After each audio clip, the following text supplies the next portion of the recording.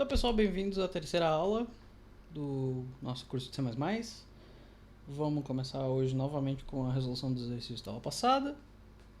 E daí hoje a gente vai ver a parte de classes, vamos ver métodos, atributos, construtores e vamos ver um pouco mais, de uma maneira um pouco mais aprofundada, um conceito que a gente já chegou a ver nas aulas passadas, mas um pouco mais de passagem, que foi o conceito de namespaces. A gente já usou bastante namespaces, porque a gente usa as coisas da biblioteca padrão o tempo todo, e elas têm um namespace, que é o namespace std. Mas a gente ainda não criou muitos namespaces, exceto em alguns exemplos ali da aula passada, se vocês seguirem o material. Mas não demos muita atenção a isso. Hoje a gente vai ver um pouco melhor como essas coisas funcionam, como a gente faz uso e para que a gente faz uso delas, certo? Então, vamos aos exercícios da aula passada. Nós temos aqui então o primeiro exercício, que era aquele exercício de balanceamento de parênteses.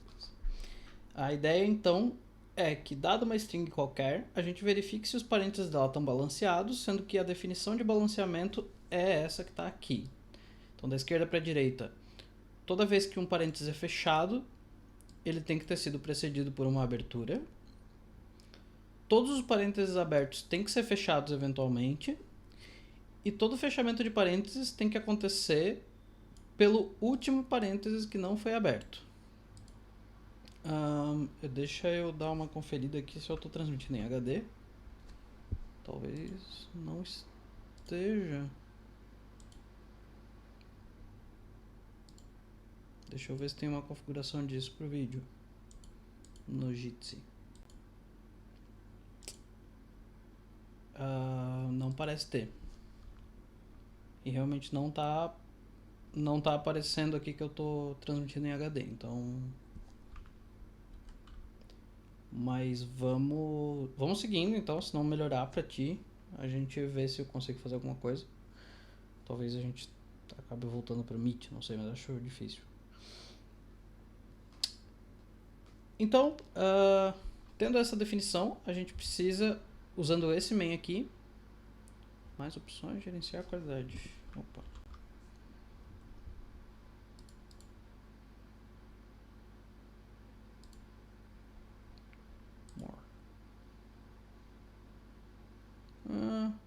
Não tenho isso aqui, eu acho.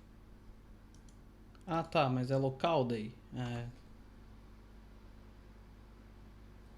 Diz pro Bruno fazer isso, é isso? Já está em alta qualidade? Entendi.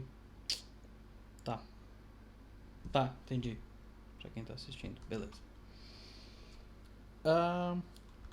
Então a gente tem esse main aqui que ele serve pra gente testar o nosso código, certo? Eu tava testando aqui a string antes. Deixa eu só criar uma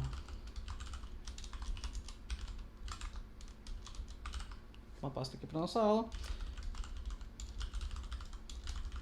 Eu vou me arrepender desse nome de arquivo. Tá, vou colocar aqui o nosso main, já que foi definido ali. Como a gente está usando o studCount, o studCout aqui, o studVector e o studStringLiterals e o string, a gente precisa colocar os includes de acordo. Então, aí o string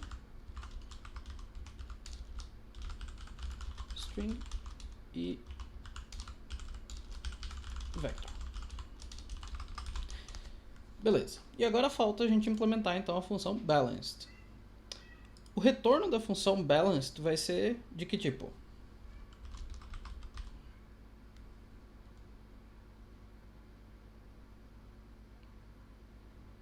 Ninguém arrisca? String não. Booleano, exatamente.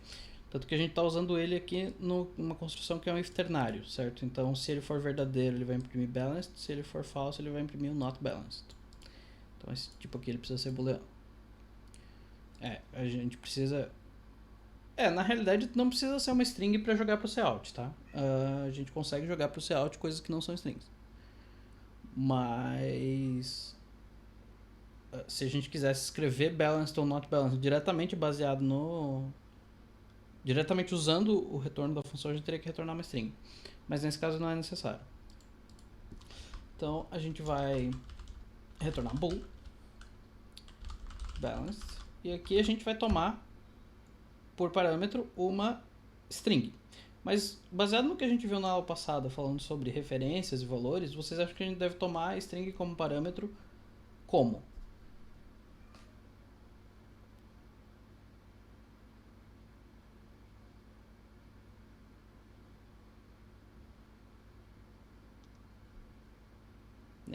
Ninguém arrisca? Por valor, por referência constantes. Por uma referência constante, porque a gente não vai alterar a string, a gente só quer ler ela. Então, a gente precisa de uma std const ref.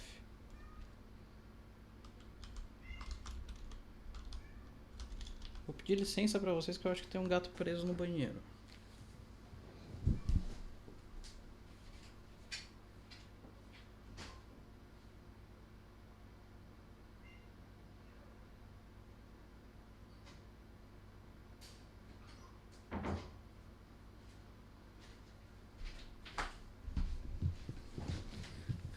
Eu estava certo. Tá registrado. Foi ele que se prendeu sozinho? Beleza. Então a gente tem aqui a nossa string s, certo? Gostaria de deixar aqui comentário sobre a questão de nome de variáveis e parâmetros. Aqui a gente quer uma string genérica, então s é um nome bem ok. Mas vocês têm que tomar um pouco de cuidado quando o nome das variáveis, das coisas que vocês forem fazer ficar muito pequeno, curto, genérico, porque dependendo do contexto isso pode ser péssimo para legibilidade, certo? Nesse caso aqui eu acho que não altera muito, porque a gente quer checar se uma string está balanceada, a string chamar s no contexto dessa função faz bastante sentido, é ok. Então, só acho que esse comentário é bem pertinente, certo? E aí, o que a gente vai ter que fazer conforme a gente iterar pela string? A gente vai ter que manter o registro de algumas informações, certo? A gente precisa saber qual foi o último tipo de parênteses que a gente viu. A gente precisa saber se a gente está encontrando uma abertura ou um fechamento. Na realidade, a informação que a gente precisa saber realmente é o último tipo de parênteses que a gente viu. Só que a gente não precisa saber só o último, certo? A gente precisa saber todos que a gente viu até agora. Por isso que a dica que tinha ali na implementação era de usar um stud vector. Okay? E a gente vai usar esse stud vector como uma pilha, que é um conceito que vocês não necessariamente precisariam conhecer por esse nome para resolver esse exercício. Mas uma pilha é uma estrutura de dados, quando a gente está programando a gente usa bastante, que todas as vezes que a gente coloca um valor nela, a gente coloca numa ponta, e todas as vezes que a gente tira um valor dela, a gente tira dessa mesma ponta. Então, o último valor que entrou vai ser o primeiro valor a sair. Também é conhecido como last in, first out. Não é incomum vocês encontrarem isso escrito como LIFO, certo? Então, aqui a gente precisa de um vector, e esse vector vai ser de caracteres, certo? Vou fazer aqui auto stack. E aí eu vou iterar pela minha string for auto c em s. E aí aqui eu vou manipular essa pilha de acordo com o que eu for encontrando na string. E conforme eu for encontrando coisas diferentes, por exemplo, uma pilha de pratos, exatamente, vocês podem fazer essas comparações com coisas concretas são sempre muito interessantes. Inclusive, eu recomendo para todo mundo que vai fazer uma aula de estrutura de dados ter um baralho à mão. Tá? Um baralho de cartas é muito útil para vocês modelarem estruturas de dados na frente de vocês, assim, com uma facilidade considerável. Então, quando eu encontro um caractere na string, eu preciso me preocupar, antes de tudo, se ele é um parênteses ou não, certo? Se ele não for nenhum tipo de parênteses que a gente está procurando, a gente simplesmente vai pular ele. Mas eu vou fazer isso, eu vou modelar isso checando se ele é o tipo de parênteses, se ele é algum tipo de parênteses, certo? E se ele for, eu vou manipulando e no fim das contas, se ele não for, ele simplesmente vai passar reto pelo for. Então a primeira coisa que a gente precisa saber, que eu acho que é o primeiro caso que a gente tem uma facilidade considerável de tratar, é se a gente está abrindo um parênteses. Ou seja, se o nosso C for uma abertura de parênteses ou uma abertura de colchetes ou uma abertura de chaves,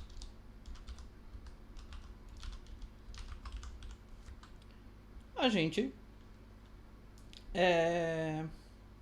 coloca ele na stack, certo? Stack.pushback. E tudo bem, acabou, certo? A gente pode aqui usar else ifs, eu pessoalmente não sou muito fã. Ou a gente pode usar continue aqui, certo? Significa que a gente terminou com essa iteração do for. A gente não chegou a ver isso na primeira aula, mas é porque tem algumas coisinhas que fica um pouco difícil de cobrir tudo. Mas essa palavra-chave aqui em específico, ela faz com que a iteração atual do for seja abortada e ele passe diretamente para a próxima, certo? Uma vez checado isso, então, se o caractere for um fechamento de strings, a gente checa o quê? Desculpa, um fechamento de parênteses. O que a gente tem que checar? Acho que tem alguém com o microfone aberto. A gente tem que checar o último elemento da pilha. Como é que a gente pode fazer isso?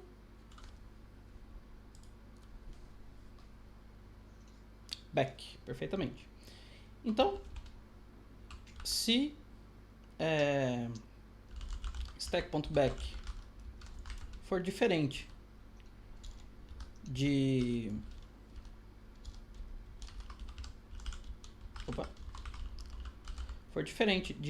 abre parênteses, a gente retorna falso, certo?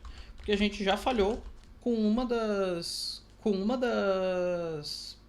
premissas que a gente colocou para dizer se uma string está balanceada em relação aos parênteses ou não, certo? Se a gente encontrou um fechamento de string, um fechamento de parênteses e o último fechamento que foi visto não é um parênteses, a gente retorna falso.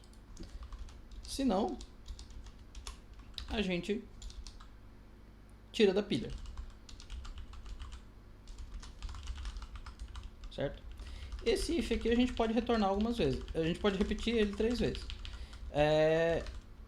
Não é assim o código mais elegante para fazer isso, talvez. Mas tem várias formas que vocês podem reescrever esse código aqui. Eu estou aqui no geral tentando não fazer condições muito complexas, tá? Mas tem certamente outras formas que vocês podem escrever essas checagens.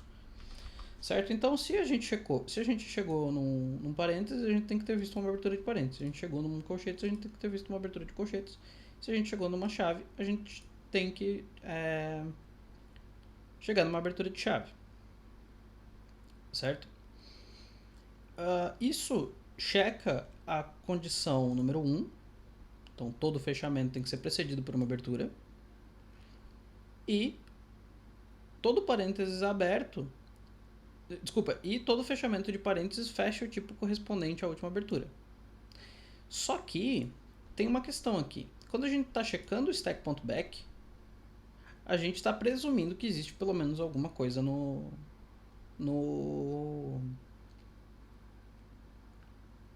na pilha, certo? Ou seja, se a gente não tiver nada na pilha, a gente já deve retornar falso de qualquer forma. Então, se a pilha estiver vazia, certo? Ou stack.back. E aqui a gente está usando de uma característica interessante de C++, que as operações booleanas, como OR e AND, elas fazem o que é chamado de short circuiting. Ou seja, se a resposta disso aqui for verdadeiro, ele nem vai executar a segunda parte, porque o OR, quando a primeira coisa é verdadeira, o resultado já é verdadeiro, certo? Da mesma maneira, se você tiver um AND e a primeira coisa ser falsa, ele também não vai checar a segunda, ele já vai saber que o resultado é falso. Ou seja, a gente pode usar isso aqui como uma proteção para não fazer uma chamada stack.back quando a stack está vazia, porque isso resultaria num problema, certo? A gente resultaria num acesso inválido à memória. Feito isso, se aquilo que a gente encontrar não é... Tem comportamento idêntico. Em C++ você pode escrever OR ou isso aqui. No Visual Studio, no Windows, eu acho que é necessário forçar um include para poder fazer isso, mas isso é uma característica problemática do Visual Studio nesse caso, porque essa sintaxe ela é válida, tá? Ela é bem definida em C++. Mas se vocês quiserem, vocês podem usar o AND como 2E comercial e o OR como 2 pipes. Eu prefiro escrever assim porque eu estou mais acostumado com Python, eu acho um pouco mais legível. Então, uma vez que a gente passou por tudo isso aqui, a única possibilidade é que não era nenhuma abertura de parênteses, nem um fechamento de parênteses, certo? Então a gente não faz nada. E aí, chegando aqui no final, o que a gente ainda precisa checar?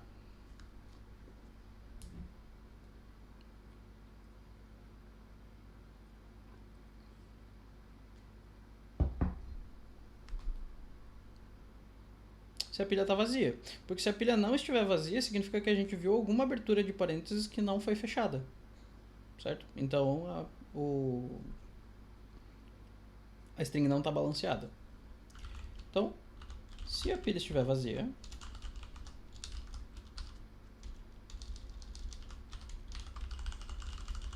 a gente pode retornar verdadeiro. E aí, a gente pode retornar falso se esse if aqui não entrar, certo? Isso aqui, eu não costumo usar muito else quando eu tenho um return, um continue, um break, ou qualquer coisa que vai me fazer sair do bloco em que eu tô, porque fica redundante, tá? Aqui eu poderia ter um else, mas é completamente desnecessário. Vamos ver se a gente tem um resultado esperado. Então, essa string aqui está balanceada, e de fato ela está, certo? Essa abertura de parênteses está com essa aqui, essa de chave está com essa aqui, essa de colchete está com essa aqui, e elas estão na ordem certa, sem problema. Essa aqui está balanceada, certo? Porque as mais internas são... Eu não consigo selecionar só uma. As mais internas são iguais, certo? As seguintes também, e a última também é. A string vazia está trivialmente balanceada, certo? Ela não tem nenhum parênteses.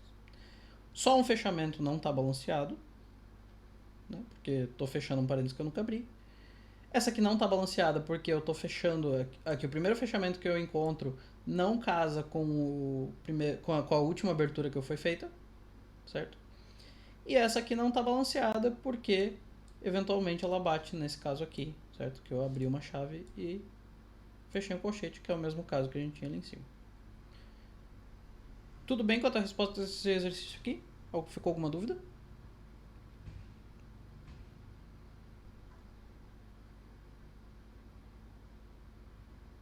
Bom, vou assumir que está tudo ok então. Então vamos aí para o exercício 2, que a gente tem que receber um caractere qualquer e uma string, e retornar o número de vezes que esse caractere aparece na string, certo? Esse é bem simples, o exercício em si, o algoritmo não é muito complexo, é mais para checar se vocês pegaram os conceitos de passagem por parâmetro e por referência vistos na aula passada. Então aqui vim count.cpp, colocar o nosso main aqui, a gente vai precisar do IOStream e a gente vai precisar de string também. E a gente precisa implementar a função countOccurrences, que precisa retornar um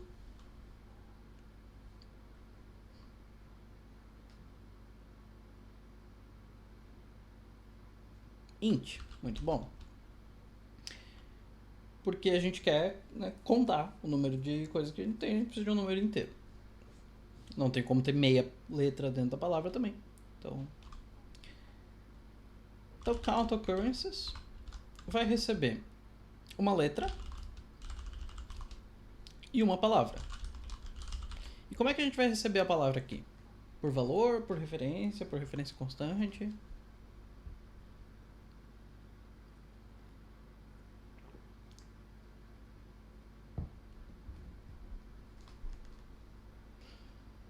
Pode ser por valor?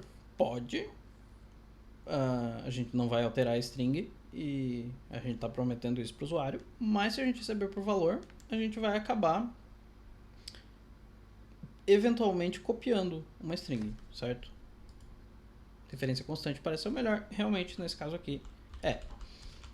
Então, aqui novamente eu vou usar o nome S, tá? Porque não tem muito... O contexto é bem fechado, certo? Então a gente sabe que esse S se refere a string. Eu vou criar uma variável count para cada caractere na minha string. Se o caractere que eu estou olhando for igual à letra que eu recebi, eu incremento count. Certo? Daí eu retorno count. Vamos checar se isso funcionou.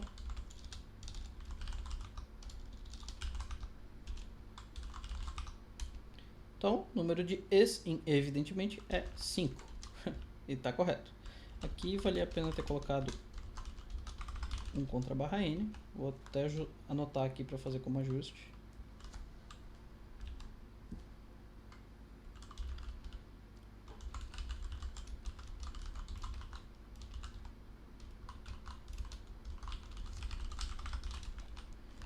Beleza. Só para não ficar essa... Porque isso aqui é o meu terminal que coloca, tá? Mas em outros terminais, isso aqui, se não tivesse aqui, o prompt apareceria aqui do lado, porque não foi feita a última quebra de linha. Então, sempre bom colocar. E realmente a palavra evidentemente tem 5 E, certo? 1, 2, 3, 4, 5. Alguma dúvida na solução desse exercício?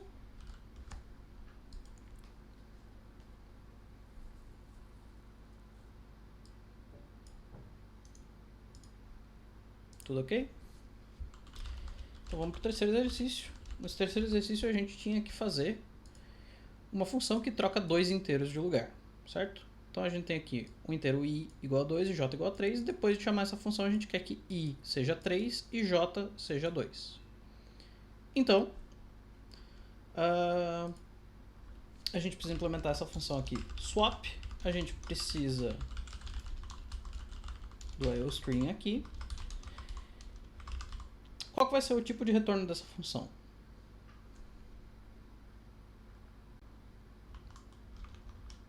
Void. Porque essa função ela não precisa retornar nada. A gente quer invocar ela aqui e a gente não está nem se preocupando com o valor de retorno. Então, muito bem colocado, void. E como é que ela deve tomar os dois parâmetros dela? Por valor, por referência ou por referência constante?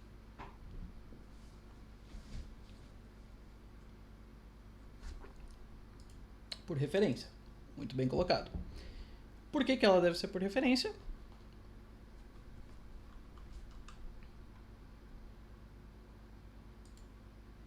Porque a gente quer trocar os valores de lugar, certo? A gente quer alterar ambos. Então a gente tem que poder alterar ambos, a gente tem que pegar por referência e não pode ser constante. Se a gente pegar por valor, a gente até pode trocar eles de lugar, mas isso só vai acontecer dentro da função, certo? E se a gente tomar por referência constante, a gente não vai conseguir escrever a função. Então aqui int fx, int y. E a gente pode fazer da seguinte forma. Eu pego uma variável auxiliar, coloco o y ali dentro. Digo que y é igual a x e que x é igual a variável auxiliar. Certo? E se a gente rodar esse código aqui, a gente tem 3 e 2, que é o que a gente tinha visto aqui no enunciado. Alguma dúvida quanto a esse exercício?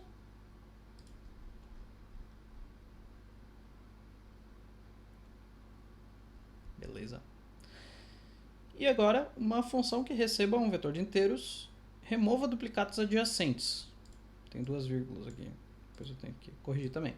Ou seja, sequências do mesmo valor, certo? Então a gente tem, sempre que a gente encontra o mesmo valor várias vezes, a gente coloca uma vez só. A gente pode retornar o resultado e não alterar a entrada. Então, vou chamar de dedup.cpp. Copiar aqui o enunciado.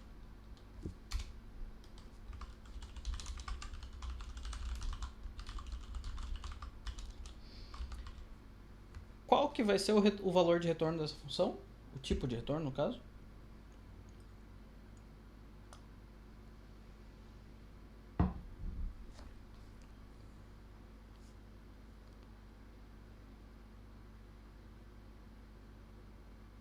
Um vetor. Vetor de i. Lembrando que o vetor não é um tipo, né? A gente só tem um tipo quando a gente diz qual é o tipo das coisas do vetor. O vetor de int, perfeito. Então a gente vai precisar de um vector de int, o que significa que a gente também vai precisar incluir vector. Perfeito. E a gente vai chamar a função aqui de remove duplicates. E o que a gente vai tomar como parâmetro?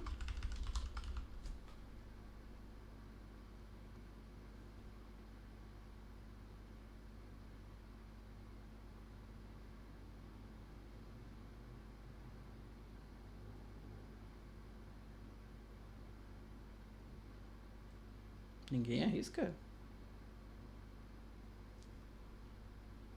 Vetor de ints por valor? Não, por uma referência. Vector de int por uma referência constante. Porque se a gente receber por valor, esse vetor ele vai ser possivelmente copiado para dentro, certo? E a gente quer evitar essa possibilidade, porque a gente não pretende escrever no vetor de saída. Digo, a gente não pretende escrever no mesmo vetor que foi a entrada. Então aqui, v.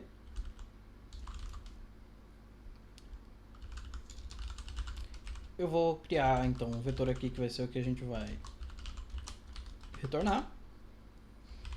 Para cada inteiro que eu encontrar no meu vetor, e aqui faltou o alto,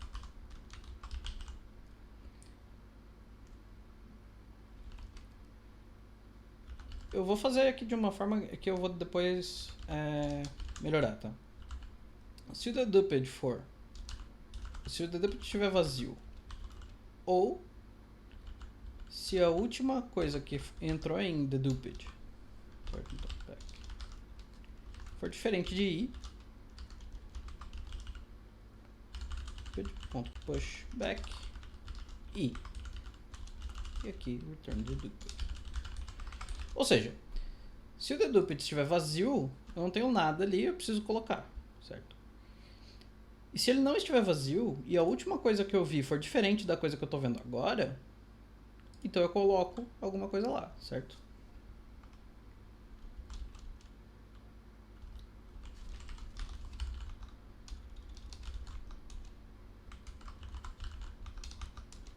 E aqui a gente tem o valor, o vetor 1, 2, 3, 4, 1, que é a versão deduplicada desse vetor que a gente tinha aqui, certo? Agora, todas as vezes que eu estou rodando esse for aqui, eu estou checando se o dedupe está empty, certo? Sendo que isso só vai acontecer uma vez, né? Só vai acontecer na primeira vez que eu colocar o valor lá. Infelizmente, para a gente usar o range for aqui de uma maneira simples, a gente é obrigado a fazer dessa forma. Mas, se eu quiser fazer isso aqui, ó, tô igual a 1 e menor do que v.size mais i, e aqui eu fizer v i, eu posso fazer o seguinte, deduped.pushback v0, certo? Só que aqui eu estou fazendo um outro acesso que eu não chequei. O v pode já ser vazio, ou seja, eu preciso checar isso antes. If v.empty return dedupe. Certo? Esse código ele ficou um pouco mais complexo, mas agora eu posso remover essa condição aqui. Eu não preciso checar se o deduped está vazio todas as vezes. Certo? E eu tenho... Oi?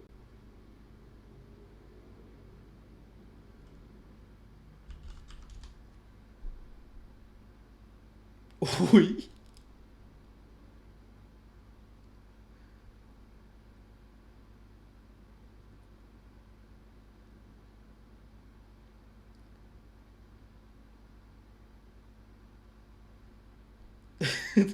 Eu tô confuso, eu tô bem confuso.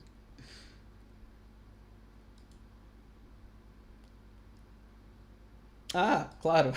Eu tô colocando os índices aqui. Eu tenho que colocar UVI mesmo. Certo? Beleza. 1, 2, 3, 4, 1. Por um momento eu achei que o negócio tava muito maluco aqui. Só que esse código aqui ele ficou um pouco complicado e dá pra fazer ele ficar um pouquinho melhor, certo? A gente pode colocar essa checagem aqui lá pra cima. Então, se o v.empty, a gente já retorna. E aqui a gente não retorna deduped, a gente simplesmente retorna um vetor vazio, certo?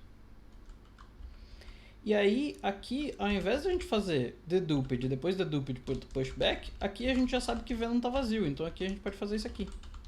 Certo? A gente pode colocar o v0. Pode ser v.front aqui também, tanto faz. Tá? Se a gente fizer isso, a gente tem o mesmo resultado. Ok? E fica um pouquinho mais limpo. Tá? A única coisa que aqui a gente tem que abandonar o range for, que é consideravelmente mais elegante, por um for usando os índices normal. Alguma dúvida quanto a esse exercício aqui?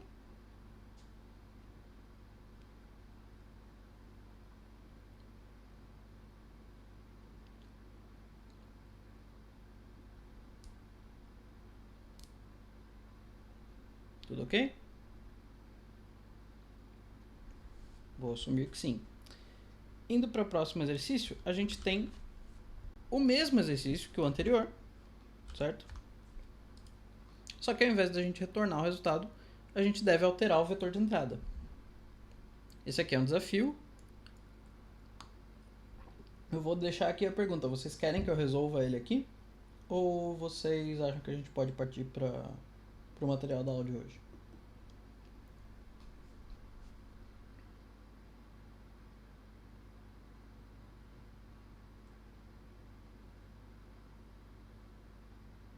Pergunto isso mais por uma questão do tempo da aula, tá?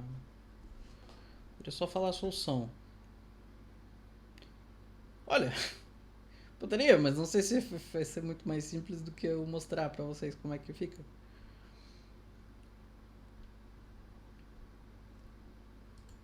Eu vou fazer rapidinho aqui, então. Eu só vou copiar aqui, porque daí a gente pode simplesmente alterar o... chamar de dedupe in place. Eu vou jogar fora essa implementação aqui. E a primeira modificação que a gente vai fazer, isso aqui vai ser void, certo? Porque eu não pretendo retornar nada. Eu vou alterar o vetor original. E o meu main, inclusive, vai ser diferente, certo? Então eu vou colocar o main aqui. Tirar o main antigo. E a segunda modificação que a gente vai ter que fazer aqui na função, né, na assinatura dessa função, é que a gente vai receber por referência sem const, porque a gente pretende alterar o objeto que a gente recebeu como entrada. Aí, a gente pode fazer o seguinte. A gente cria uma variável chamada lastUnique. Vocês já vão ver para que eu vou usar ela. E aí eu faço um for em cima dos elementos do vetor.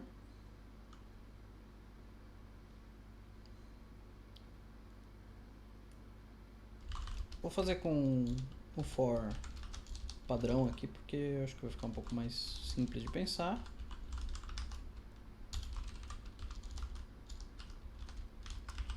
E aí, para cada elemento do vetor que a gente vê, a gente vai... Opa, muito bem apontado. Para todo elemento do vetor que a gente vê, a gente só vai avançar o last unique se esse foi o último elemento único, né, que a gente viu. Então, na realidade aqui eu posso começar em 1, tá? Porque o primeiro elemento sempre vai entrar. O primeiro elemento ele nunca tem como ser repetido com ninguém.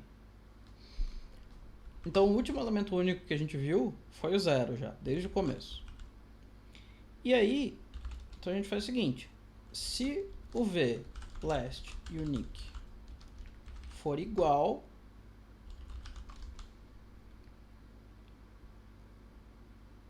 ao v i, na realidade, se v last unique mais 1 for igual ao vi, na real, for diferente do vi é melhor, a gente faz v last unique mais 1 igual a vi. Na real, aqui a gente pode usar last unique mais. Desculpa, mais last unique. Certo? E vocês vão ver que isso aqui vai meio que resolver o problema, só que não vai, tá?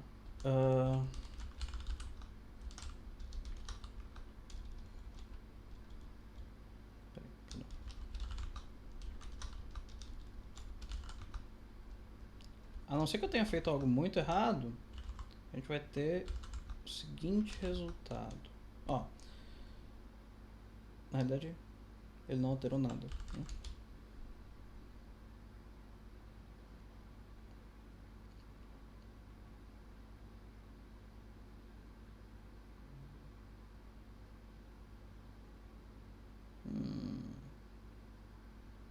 Deixa eu pensar. 1 aqui, aí o 0. Se o last unique mais 1 for diferente, ele avança o last unique. Ele não avançou.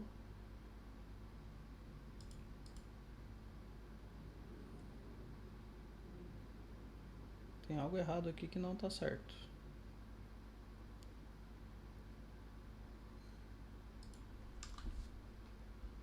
Não tem que mudar last unique. Eu estou mudando. Quando eu faço mais last unique, o last unique avança. E retorna o valor incrementado.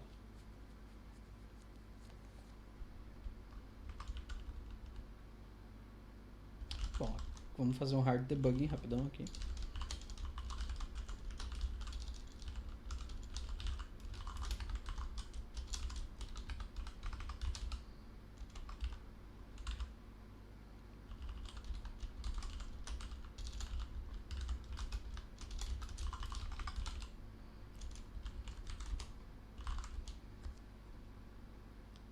Last unique 0, 0, 0.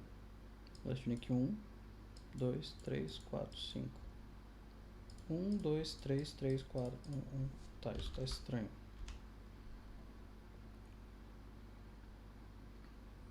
Porque, beleza, ele funcionou aqui, mas depois ele não funcionou mais, né?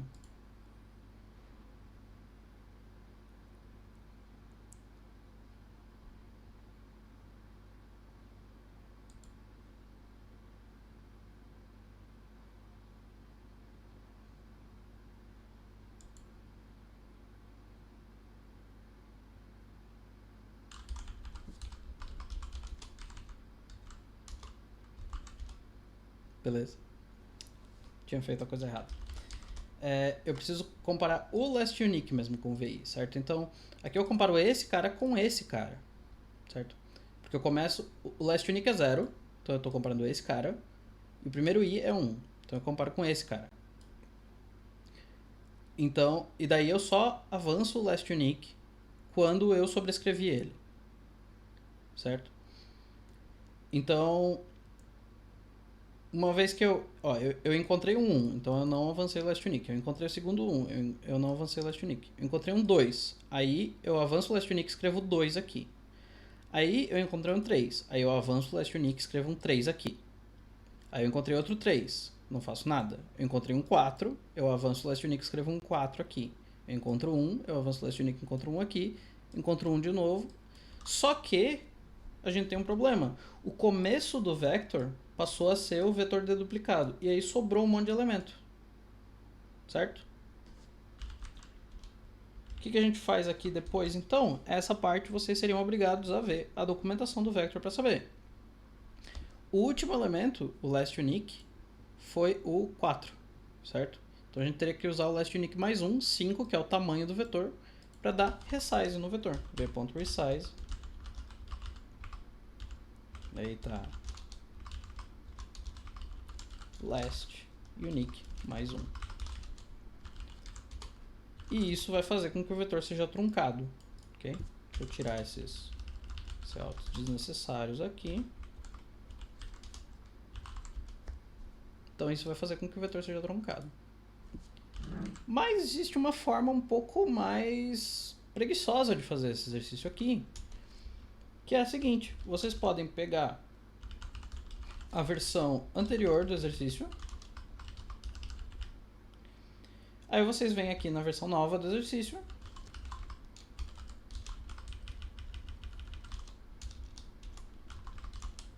e fazem v igual a remove duplicates de v, né? Vou chamar esse cara aqui de remove duplicates in place, porque senão vai ter confusão aqui. E aí aqui in place também. E se eu compilar esse cara aqui, vocês vão ver que eu vou ter o mesmo resultado, certo? Então eu posso pegar a versão que não é in place, transformar ela numa versão in place simplesmente sobrescrevendo o vetor.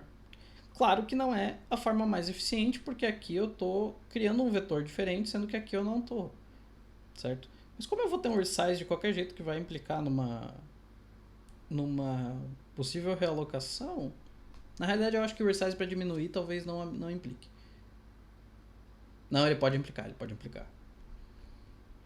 Então, fica aí a questão, né? Só que, e claro, essa versão aqui vocês poderiam ter feito sem saber nada extra. Certo? Mas fica só como curiosidade. Isso aqui era um desafio de qualquer forma. Alguma dúvida quanto ao desafio?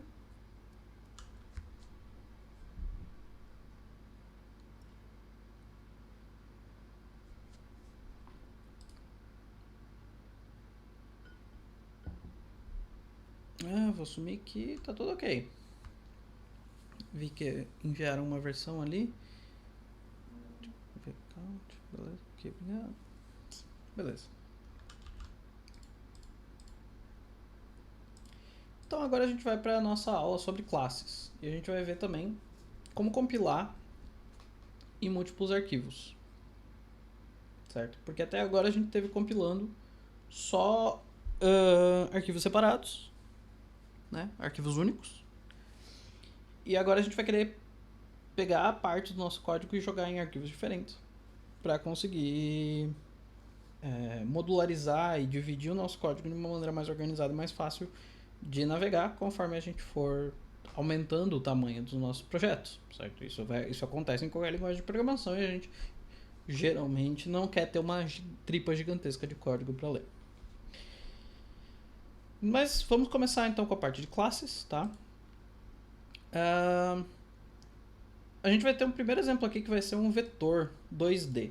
Vou pedir desculpas pelo nome que é usado para o que vai ser feito como exemplo, mas a gente o conceito de vetor em matemática ele é muito vago e tanto o vetor como uma sequência de coisas quanto um vetor como um ponto no espaço tem o mesmo nome. Então aqui a gente não está mais falando do std vector, tá? A gente está falando de um vetor no contexto de geometria, no contexto de álgebra linear, o que for, que é um par de elementos, certo?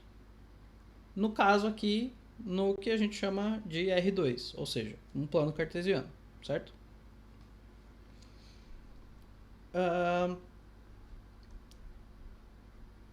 E a primeira coisa que a gente vai criar aqui é um namespace, que é o que eu falei que a gente já usou algumas vezes e que até agora a gente não tinha tido uma explicação muito consistente, né? Uma explicação muito longa e complexa do que está acontecendo.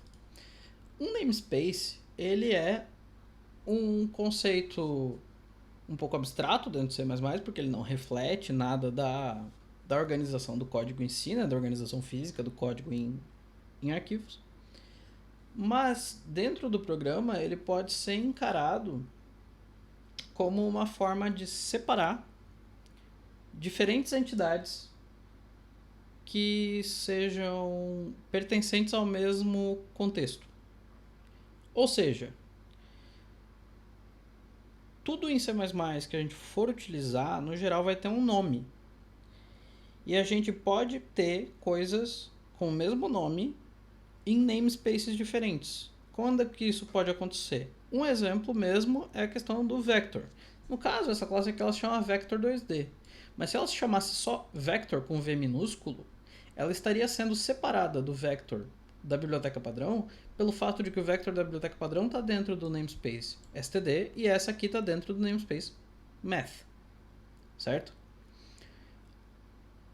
Ou seja, a gente está basicamente prefixando o nome das nossas entidades, sejam classes, variáveis, funções. A gente está prefixando eles com o nome do namespace, mas como ele é um pouco mais flexível, é uma feature da linguagem, ao invés de simplesmente colocar um prefixo na frente do nome de cada um dos nomes, a gente consegue manipular esses namespaces de uma maneira que fica um pouco mais confortável de programar depois, porque eventualmente colocar namespaces demais faz com que as coisas fiquem um pouco longas e difíceis de acessar. Certo? Então, para criar um namespace, a gente cria simplesmente escrevendo a palavra namespace, o nome dele e colocando chaves. E a partir de agora, tudo que vai ser colocado no namespace, tudo que for colocado depois dessas chaves vai estar no namespace. Certo? A gente vai ver como manipular isso conforme a gente for vendo a aula, mas no conceito geral é isso, ele é uma ferramenta de organização das coisas que a gente tem dentro do nosso código. Ok? Até aí tudo bem ou ficou muito vago? Eu sei que é um conceito um pouco chato de pegar no começo, mas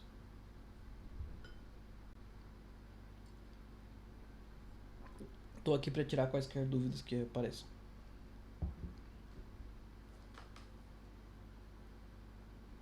Se eu tiver o mesmo namespace em dois arquivos diferentes, importar ambos os arquivos num arquivo main, isso vai necessariamente causar um problema ou tá tudo ok?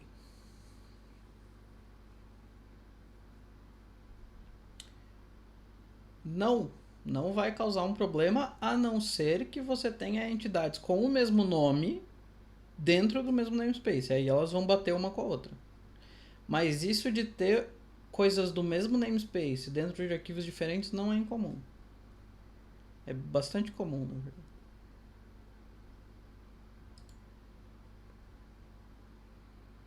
Parecido com o conceito de pacotes em Java?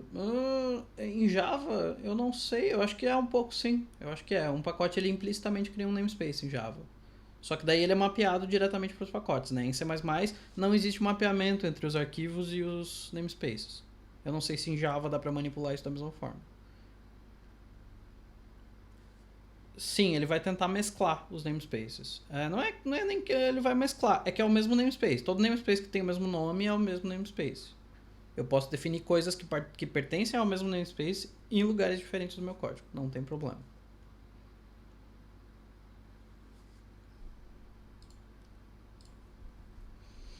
Aí, uma vez que a gente abriu aqui o nosso namespace, a gente vai criar uma classe. Que é uma construção muito parecida aqui com a forma como a gente define o namespace. A gente define class, a gente escreve, né, a palavra-chave class, dá um nome para nossa classe e abre chaves. A diferença é que o namespace não precisa de um ponto e vírgula no final e a classe obrigatoriamente precisa. Tá. Isso é uma coisinha chata de C++. Antigamente os compiladores eram muito ruins em apontar que você esqueceu esse ponto e vírgula e aí isso causava problemas que não faziam sentido nenhum. mas hoje em dia eles apontam muito claramente que faltou um ponto e vírgula aqui, então essa dor a gente já não tem mais. Mas uma classe ela é um conceito bastante diferente do namespace depois que a gente passa dessa semelhança superficial. Quando eu defino uma classe, eu estou na realidade definindo um tipo novo, certo?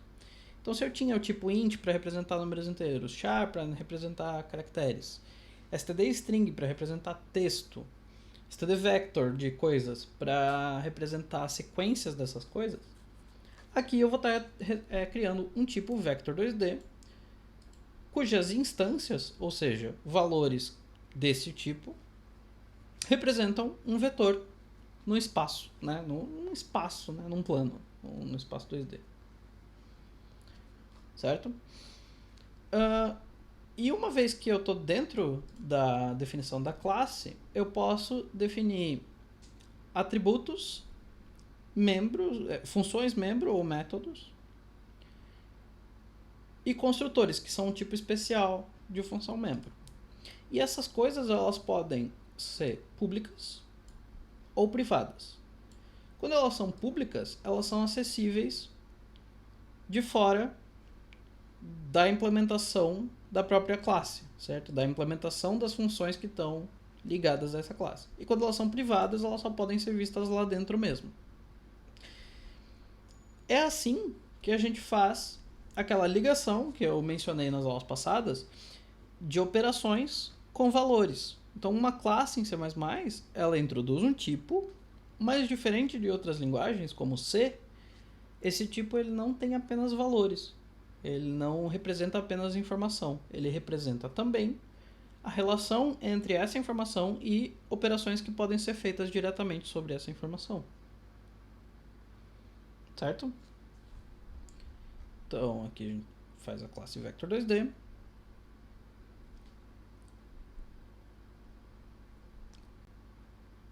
A gente tem aqui a seção public. E aí as primeiras funções públicas que a gente vai ver são os construtores da classe.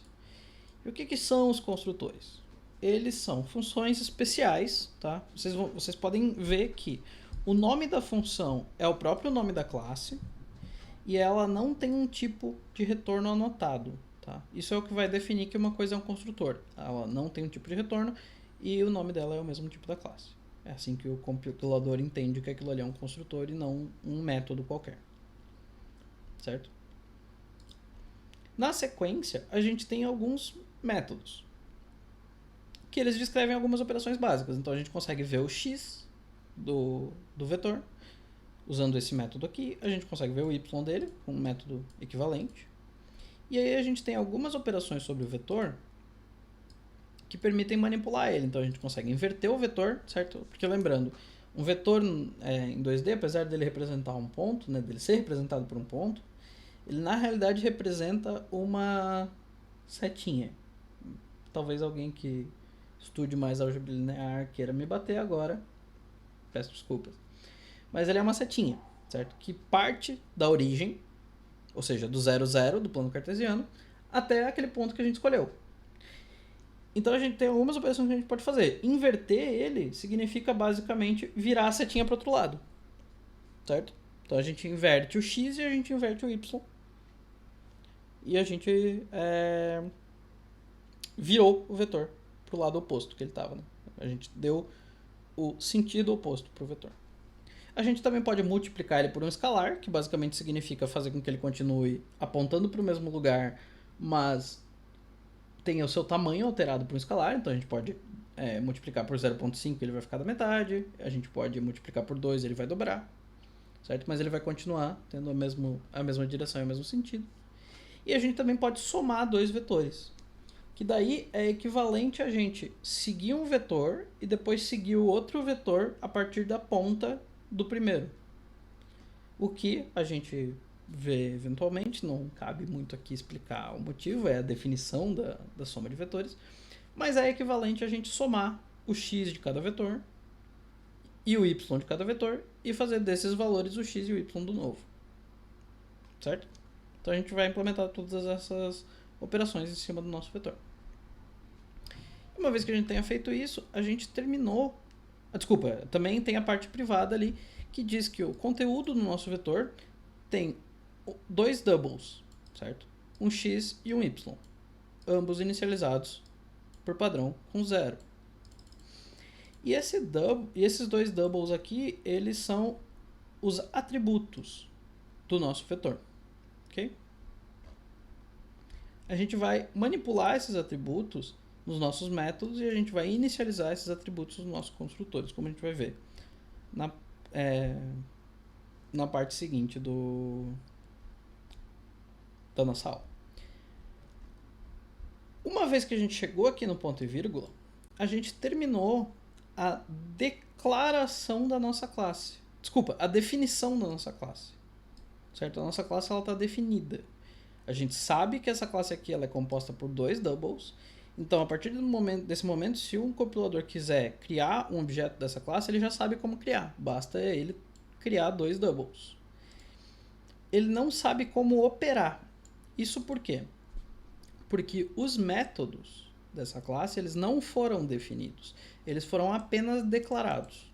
Em C++ a gente tem essa separação entre esses dois conceitos. A gente tem declarações e definições. Uma declaração significa introduzir ao compilador, né? Ou ao leitor do código, mas... né? O fato de que alguma coisa existe.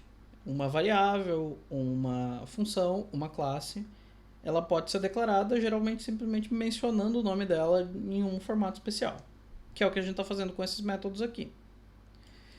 Mas uma definição é dar corpo a essas coisas, ou seja, a definição de um método ou de uma função depende também que essa função esteja... eu detesto usar essa palavra aqui porque fica um pouco redundante, mas ela esteja definida com um corpo entre chaves aqui e a implementação dela escrita embaixo. E isso a gente ainda não tem aqui.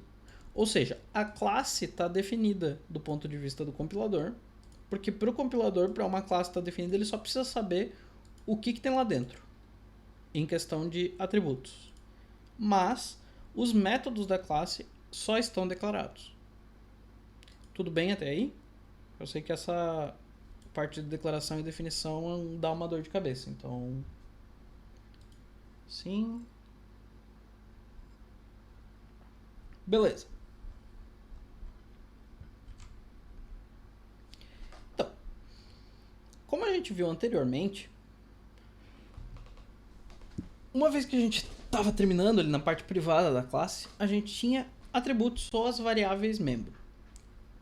Geralmente, quando a gente cria um novo tipo, o que a gente quer é agrupar informações que compõem um conceito novo, certo? Um conceito que ele é mais complexo do que ter aquelas variáveis soltas, certo? Se eu tiver que manipular um x e um y o tempo inteiro e manter eles juntos o tempo inteiro, vai ser muito mais difícil eu raciocinar que aquele código ali está manipulando vetores. Enquanto quando eu consigo jogar essas coisas para o mesmo tipo, eu consigo falar mais próximo do domínio que eu estou tentando implementar, certo? Eu consigo escrever meu código de uma maneira que ele reflete melhor o domínio que eu estou tentando implementar. Nesse tipo aqui a gente só tem dois membros, então x underscore e y underscore. Esse underscore aqui está sendo colocado só para esses nomes não baterem com os métodos, certo? Que vão dar acesso a eles.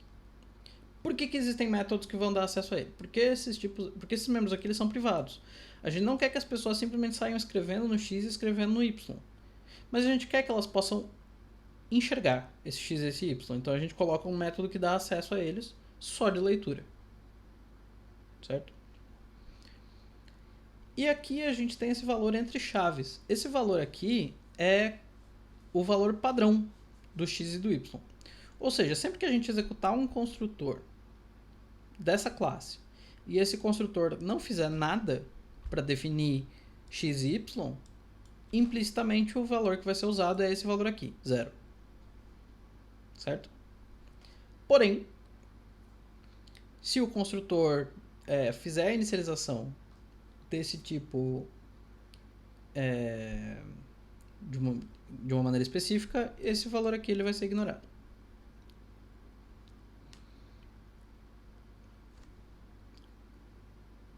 A gente pode também dizer que os atributos de um objeto, né, de um objeto de uma classe, eles definem o estado da classe, certo?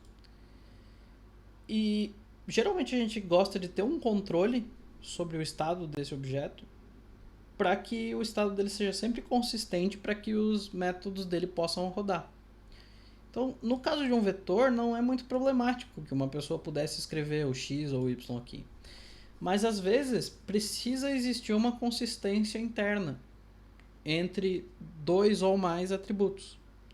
E é por isso que a gente geralmente protege esses atributos de escrita externa usando essa diretiva private, certo? Se vocês pensarem num vetor no sentido do stdvector, ele tem o conteúdo dele, mas ele provavelmente também vai querer manter a contagem de quantas coisas ele tem lá dentro, certo?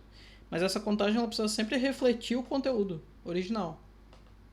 Se essas coisas saírem de sincronia, os métodos do vector vão parar de funcionar corretamente. Por isso você não pode simplesmente escrever no size do vector, mas você tem o método size que permite enxergar o tamanho que está guardado lá dentro. Tranquilo?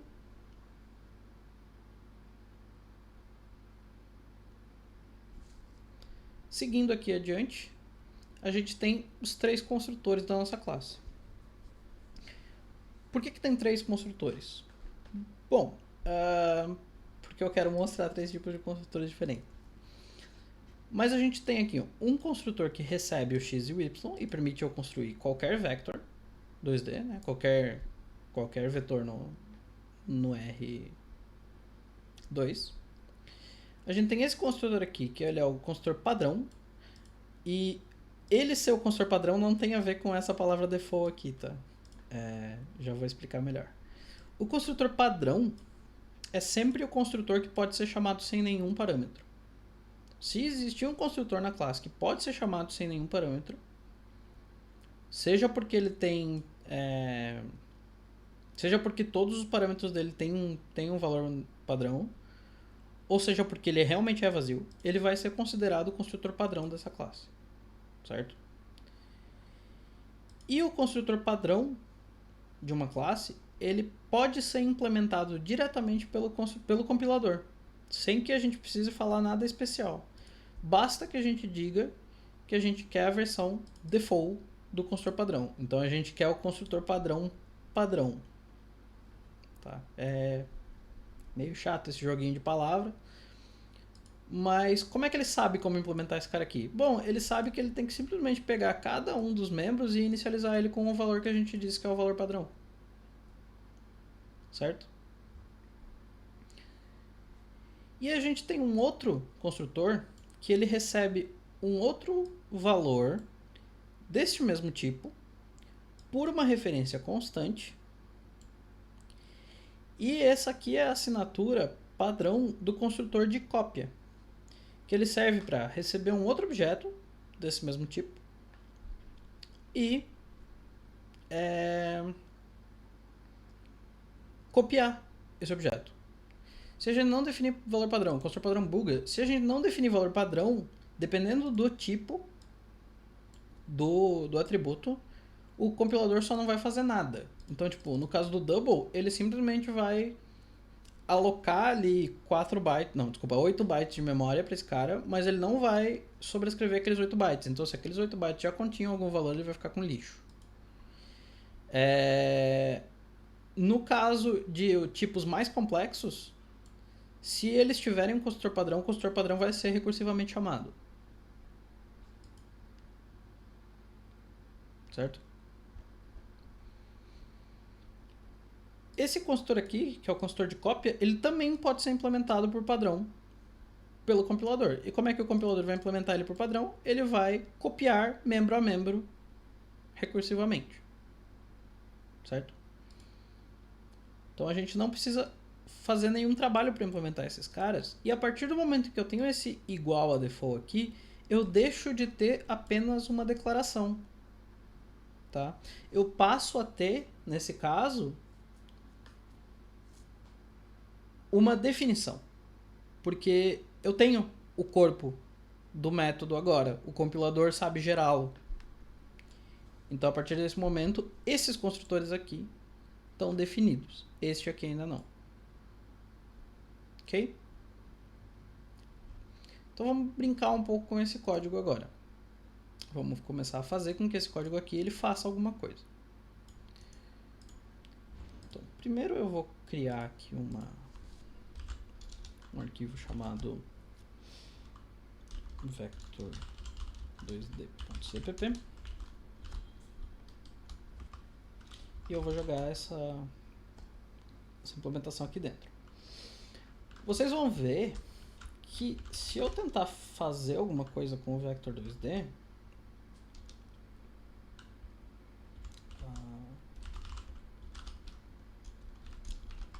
se eu tentar, por exemplo, AutoV igual a vector2d,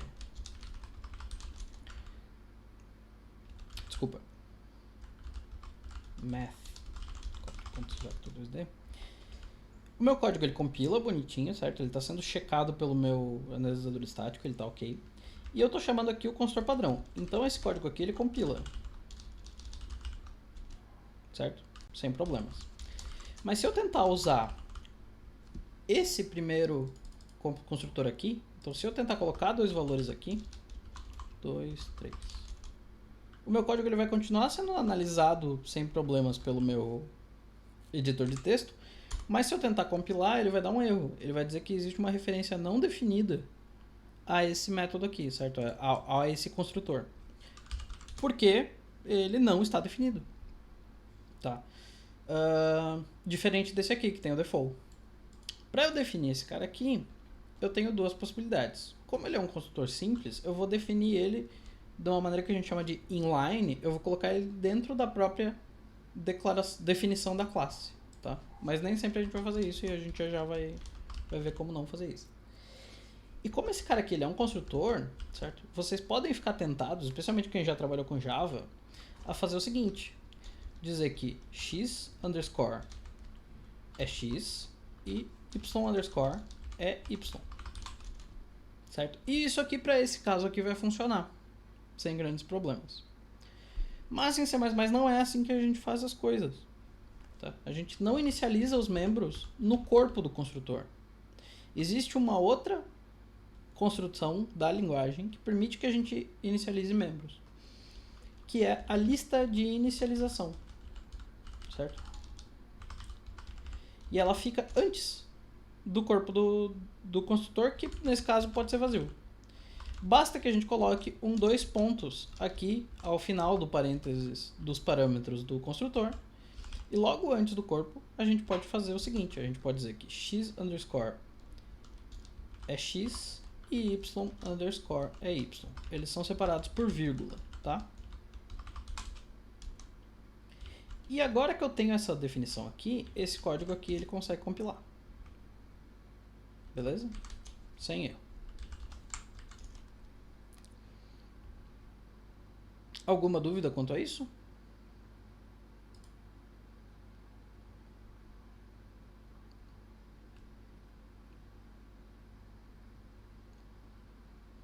Não? Tinha uma dúvida que eu esperava aparecer. Qual é o problema de inicializar da outra forma? Perfeito. Era essa dúvida que eu esperava que aparecesse. O problema de inicializar da outra forma é que, pela semântica, por definição, de um construtor em C++, a partir do momento em que você já está aqui dentro do corpo, todos os membros já têm que estar inicializados.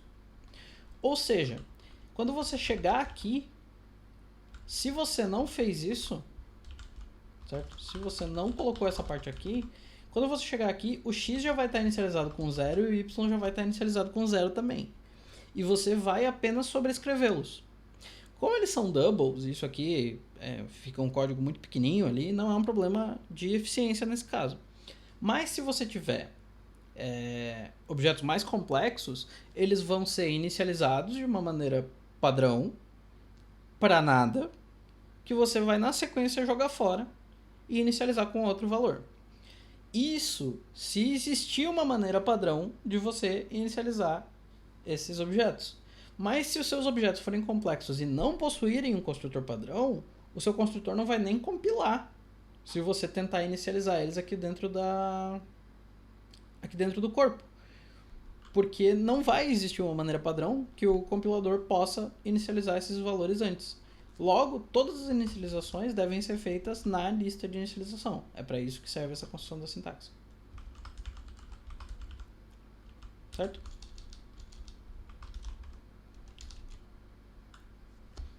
Beleza. Uma vez que a gente definiu aqui o nosso construtor, a gente tem outros métodos que a gente pode definir. Okay? A gente tem o método DoubleX e DoubleY. E nesses métodos aqui, a gente verifica um const aqui que ele parece estar meio voando em relação às outras formas como a gente usava const, certo? Eu copiei isso aqui do meu código ali, mas eu inclusive vou deixar anotado aqui que eu preciso trocar para istConst porque eu prefiro colocar o const agora à direita do tipo por uma questão de consistência. Por quê? Porque o const ele sempre se aplica ao que está à esquerda dele. Como assim? O const ele sempre se aplica à entidade que estiver à esquerda dele na linguagem. Então, esse const aqui se aplica sobre esse método x, certo? Quando eu tenho um const aqui, e ignorem esse aqui por enquanto, quando eu tenho esse const aqui, ele se aplica ao tipo vector 2D, certo? Tá, mas se você está me dizendo que o const se aplica sempre ao que está à esquerda, ao que esse const aqui se aplica se não tem nada à esquerda dele? A regra é a seguinte, ele sempre se aplica ao que está à esquerda, exceto se não tiver nada na esquerda. Aí ele se aplica ao que está à direita. Essa regra é horrível. E por uma questão de consistência e facilidade de leitura, é muito mais fácil a gente sempre lembrar que o const se aplica ao que está à esquerda. E não que ele se aplica ao que está à esquerda até não existir nada na esquerda. Então, se a gente deixar todos os consts à direita, eles sempre vão ter alguma coisa à esquerda e fica muito mais fácil da gente ler. Até porque esse const aqui, por exemplo, não poderia estar em nenhum outro lugar. Enquanto esse aqui tem essa flexibilidade de estar de um lado ou de outro. Quando a gente começa a introduzir ponteiros, fica ainda mais confuso. Mas não fica confuso se a gente estiver usando o const à direita. Então, eu prefiro, e isso uma coisa que eu mudei essa preferência depois de ter escrito o material, colocar o const sempre à direita, certo? Que é o que eles chamam de istConst, porque o const fica a leste do que está sendo usado, certo? Então, vou mudar aqui também. O que esse cara aqui está reclamando? Isso aí seria uma função x que retorna um const double.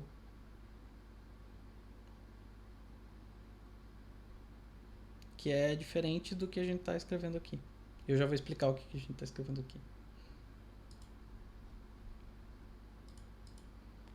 Eu não sei por que ele está reclamando aqui.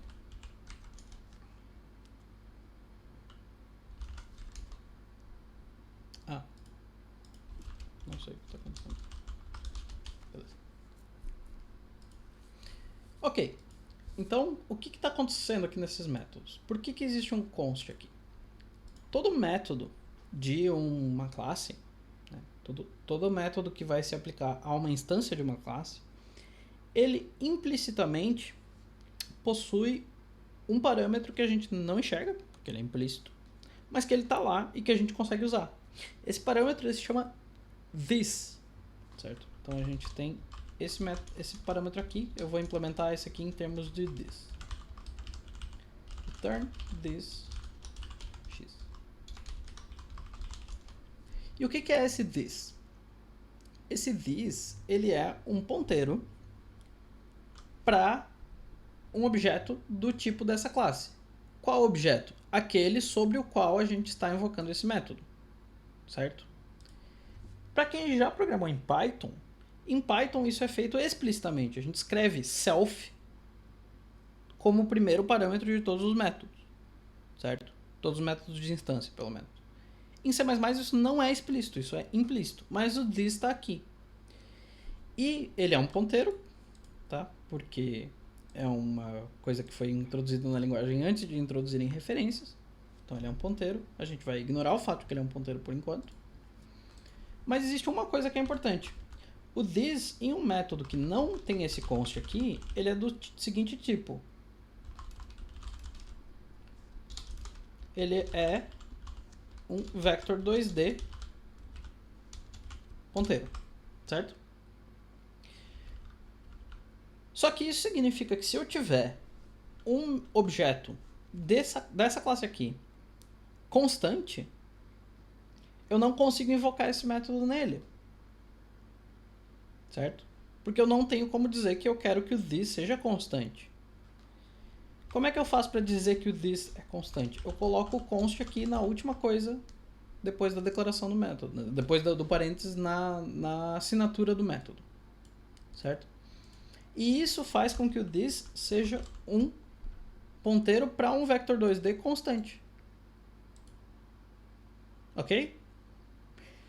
Isso faz com que eu consiga invocar esse método se eu tiver um vector 2D constante. Senão eu não consigo. Ou seja, se eu não coloco esse const nas coisas no lugares certos, eu não consigo usar referências constantes direito. Logo, para eu poder programar corretamente em C++ com todas as checagens de const, etc., eu sou obrigado a, nos métodos que são const, colocar esse cara aqui. Tranquilo até aí?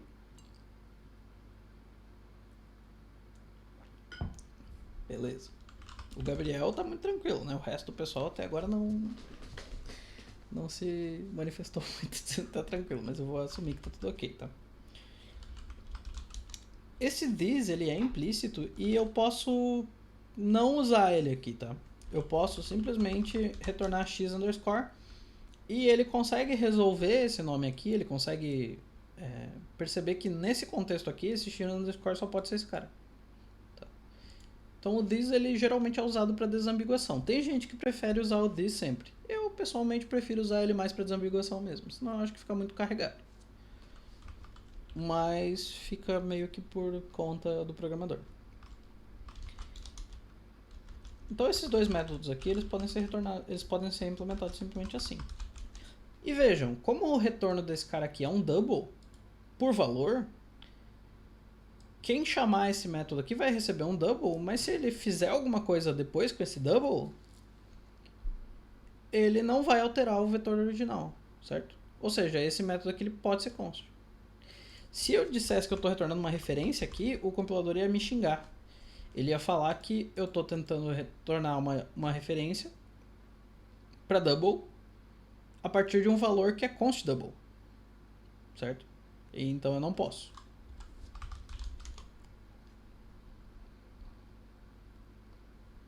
Beleza. Uma vez que a gente tem esses assessores aqui, esses métodos que me dão acesso a esse cara, deixa eu fazer uma outra modificação aqui. Beleza. Vocês vão... Agora a gente vai ver como a gente consegue dividir esse cara aqui entre dois arquivos, que é um dos objetivos da LDAO. Nesse caso aqui, eu tenho um vector2d.cpp que contém um main, certo? Então ele é um programa, né? Ele consegue ser compilado para um executável porque ele contém um main. Mas conforme eu for implementando esses métodos aqui e tudo mais, e aqui eu for usando o vector2d, esse arquivo aqui vai ficando consideravelmente comprido, certo? Então eu posso dividir esse cara aqui entre a implementação desse vector2d e o uso dele, que vai ser o main. Para isso, eu vou criar um arquivo chamado main.cpp primeiro e vou jogar o meu main aqui, certo? E a partir de agora, claro, o meu compilador não faz ideia do que é um math, quanto mais um math vector 2D. Por quê? Porque agora eu preciso, de alguma forma, informar o meu código cliente, que é o meu main, que esse tipo existe. E é aí que começam a entrar uma coisa que alguns de vocês já devem ter ouvido falar e que a gente já usou muito aqui, só que sem saber muito bem o que estava acontecendo, que são os headers, que são os arquivos .h, .hpp, .hh, existem várias extensões possíveis, tá? Da mesma forma que eu falei na primeira aula que a gente pode usar CPP, CC, C++, C maiúsculo, eu prefiro CPP. Para headers em C++ eu prefiro H ou HPP. Geralmente eu uso HPP só para o editor ter certeza que aquilo ali é C++, não C, mas tanto faz, tá? Então, como é que a gente vai fazer isso? A gente vai primeiro criar esse arquivo, vector2d.hpp.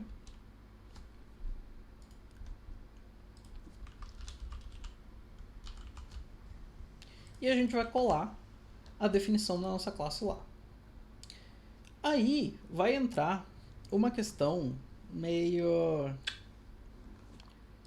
precária, por assim dizer, do C++, que é o fato de que essa modularização por headers é feita de um jeito muito simples. Ele simplesmente introduz o texto do header no ponto .cpp. A gente viu isso lá na primeira aula, quando a gente executou o pré-processador. E a gente viu que ele gerou um código gigantesco, porque ele continha os headers da biblioteca padrão, que são bem grandes, certo? Só que isso significa que se por algum motivo eu vier aqui, se eu vier aqui e fizer include, e aqui eu vou usar entre aspas porque o arquivo é local, então geralmente a gente usa as aspas, tá? A semântica de busca dele para os headers muda um pouquinho entre as boquinhas de jacaré famigeradas e as aspas. Então se eu escrever aqui vector2d.hpp, beleza, meu código tá ok. Mas se por algum motivo isso aqui aparecer duas vezes, e óbvio, no mesmo programa, no mesmo código, isso nunca apareceria duas vezes. Mas talvez eu escrevesse aqui, sei lá, include physics.hpp e esse cara aqui, ele, lá dentro ele inclui também, tá? Então isso aqui poderia acontecer de maneira indireta. Vocês vão perceber que se isso aqui acontecer duas vezes, eu vou começar a ter problemas, tá? Nesse caso aqui, ainda não, mas eu poderia ter. Tá. Nesse caso aqui ainda não, porque o compilador ele aguenta ver a definição de uma classe duas vezes, eu acho. Deixa eu só ter certeza que não é só o meu editor que... Desculpa.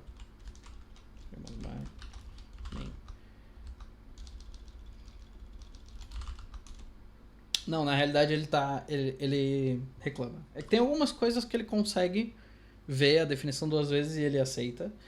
Tem algumas coisas que não. Na realidade, no mesmo arquivo, eu acho que a definição realmente só pode aparecer uma vez, tá certo?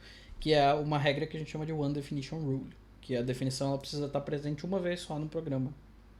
Desculpa.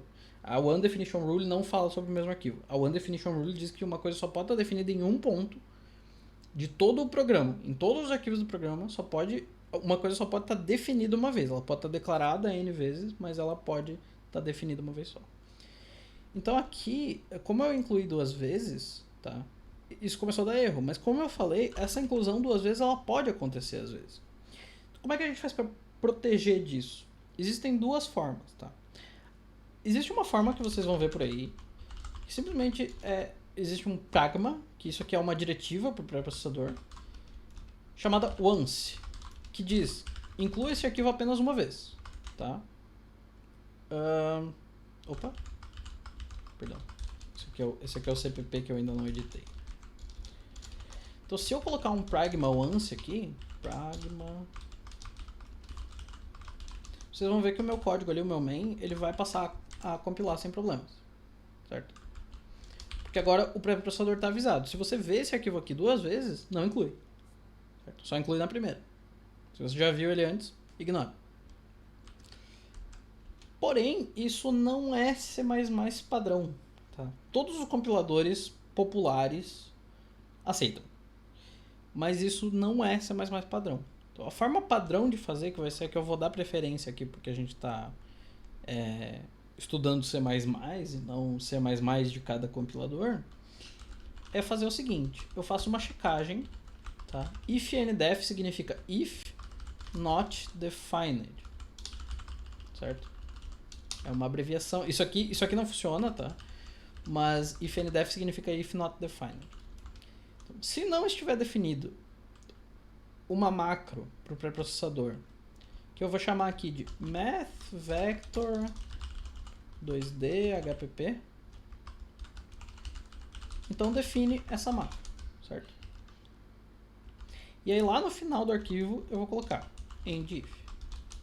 Vocês vão encontrar isso em tudo que é header, tá, pessoal? É mais popular do que o Pragma Once por ser uma forma padrão de fazer isso. Então basicamente ele está dizendo que se essa macro aqui não estiver definida, e o que é uma macro não vem ao caso aqui, mas é uma coisa que não existe até agora, a partir de agora ela vai existir. Aí eu tenho todo o texto do meu header, e na sequência eu tenho um fechamento para esse if, certo? Ou seja, da próxima vez que ele encontrar isso aqui, ele vai ver, isso aqui não está definido? Tá, já tá. Então eu pulo tudo, eu vou direto para cá, certo? Ele vai pular todo o texto, ele vai pular esse define, ele vai pular tudo. E vocês vão ver que fazendo dessa forma o meu main volta a compilar de novo também, tá? Mesmo que eu tenha uma inclusão dupla. Então todos os headers eles vão ter isso. E uma coisa que a gente tem que ficar atento é que o compilador ele não enxerga o que é header e o que é CPP. Tá? Ele não faz ideia da separação entre essas coisas, porque os headers ele enxerga como se fossem parte do CPP, porque ele foi colado lá pelo pré-processador, certo? Então beleza, uma vez que eu tenho o meu main aqui, uma vez que eu tenho esse vector aqui, eu consigo compilar esse cara aqui, sem problemas. Mas porque todas as definições estão no .hpp, certo? Mas só que isso significa que, se por algum motivo um desses métodos aqui for extremamente complexo e tiver, sei lá, 200 linhas, tentem evitar fazer métodos de 200 linhas, mas às vezes pode acontecer. Todas as vezes que esse header for incluído, se esse método estiver aqui dentro, esse método vai ser recompilado pelo processador. Em cada CPP do seu programa, quando ele enxergar esse header aqui, ele vai recompilar esse cara. Então, geralmente a gente quer evitar isso. A gente não quer ter código complexo no header. Como eu falei, esse construtor aqui, super simples. Esses métodos aqui, super simples. Eles podem ficar aqui? Podem, sem muito problema. Esses métodos aqui eles já vão ficar um pouquinho mais complexos. Então a gente vai assumir nessa aula que a gente não quer que eles fiquem aqui. A gente quer que eles fiquem num CPP separado. Mesma coisa essas funções separadas aqui. Tá? Ou seja, a gente tem que colocar esses caras aqui no vector2d.cpp, que já existe aqui, só que o conteúdo dele agora está errado. Então, o vector.cpp, ele vai incluir o vector.hpp, certo? Vector2d.hpp. E aqui a gente vai implementar esses métodos novos, certo? Como é que a gente vai fazer isso? A gente não pode reabrir a classe, tá? A gente não pode fazer assim, tipo, namespace math, class vector2d, e começar a implementar as coisas aqui dentro. A gente simplesmente não pode fazer isso. Ele vai falar que existe uma redefinição aqui, certo? Existe uma sintaxe específica para fazer a definição de coisas que já foram declaradas antes dentro de uma classe, certo? A gente pode abrir o namespace aqui, e eu já vou mostrar para vocês que dá para fazer isso, mas por enquanto eu vou fazer assim. O primeiro método que a gente vai querer implementar vai ser esse método aqui, invert, certo? Esse método invert, ele retorna um vector 2D por referência, e ele faz parte da classe. Então aqui, ao invés da gente simplesmente escrever invert, que seria uma função solta, a gente vai escrever math, 4 pontos, vector 2D, 4 pontos invert. Certo? Ele não recebe parâmetros, desculpa, parênteses. Certo? E aqui ele está dando erro, porque eu estou retornando, sendo que não retorna o valor. Como é que esse método aqui ele vai funcionar? Ele vai funcionar da seguinte forma. Como é que eu inverto um vetor? Quem é que sabe me dizer aí? Aproveitar aqui para tomar um gole.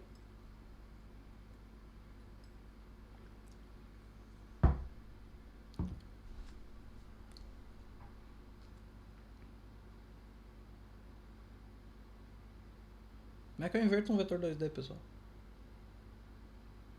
Pega pela ponta e vira. Engraçadão, muito engraçado. Obrigado por tomar tempo da aula para essa incrível piada. Comediante. Mudando sinais. Exatamente. Mudando sinais do x e do y, certo? Então x ele tem que ficar igual a menos x e o y tem que ficar igual a menos y. A gente pode implementar assim, né? Igual a menos x, y igual a menos y. Ok? Só que ainda falta um retorno. A gente quer retornar por referência. Quem é que a gente quer retornar por referência? O próprio vetor, certo? Então, retorno desse. Por que eu estou fazendo isso? Por que eu estou retornando essa referência aqui, ao invés de simplesmente dizer que esse cara é void?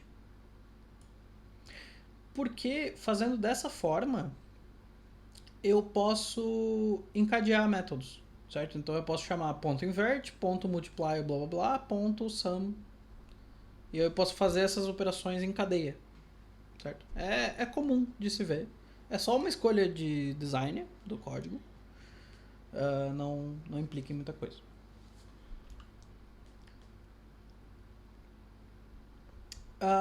Só que vocês percebem que fica meio chato, né? Depois de um tempo, eu tô escrevendo math, 4 pontos, vector 2D, math, 4 pontos, vector 2D. Asterisco this é uma referência para this, mas this já não é um ponteiro? Não, this é um ponteiro. Asterisco this é uma dereferência do ponteiro this. A gente vai ver ponteiros mais pra frente e vai entender o que isso aqui tá fazendo. Mas é que se eu tentar retornar this, ele não vai bater com o tipo, tá? Ele vai dizer que eu tô tentando retornar um vector 2D asterisco e não é o caso. Então eu preciso colocar esse asterisco aqui para que ele seja retornado como uma referência. Como fica meio chato colocar esse prefixo aqui na frente de tudo, eu posso, se eu quiser, reabrir o namespace, tá? Namespace math. Vou fazer isso aqui. Isso nem sempre é considerado muito bom, porque nesse caso aqui não teria problema, tá? Nesse caso aqui não tem absolutamente nenhum problema, porque a função invert ela está dentro de vector 2D. Então, se eu tivesse escrito aqui um nome errado, por exemplo, se eu tivesse escrito, sei lá, unvert, ele ia reclamar, porque ele ia falar que eu estou tentando definir um método unvert na classe vector 2D fora da classe, e eu não posso fazer isso. Então, nesse caso aqui, não interessa muito. Mas, digamos que eu estivesse querendo definir uma dessas funções aqui, certo? Então, digamos que eu quisesse fazer isso aqui, só que eu estivesse definindo essa função, certo? Return. E daí, digamos que eu tivesse escrito errado o nome. Ele não dá erro nenhum. Por quê? Porque eu simplesmente estou definindo uma função nova com um nome diferente dentro do namespace math, certo? Em compensação, se eu estivesse fazendo da forma anterior, certo? Então, colocando math aqui, colocando math aqui, aí ele reclamaria, tá? Então, aqui ele estaria dizendo que eu tenho uma definição desse cara dentro do namespace, sendo que eu não estou com o namespace aberto e esse cara não existe no namespace ainda. Porque quando eu faço isso aqui, ele está sabendo que eu estou tentando fazer uma definição de um cara que já foi declarado. E aí ele vê que esse cara nunca foi declarado. Então isso aqui, fazer dessa forma, protege um pouco a gente quanto a esse tipo de erro, tá? E esse erro ele não precisa ser sempre no nome do método. Às vezes você acaba cometendo um erro nos parâmetros e aí ele acaba criando um overload. E você não gostaria que ele fizesse isso.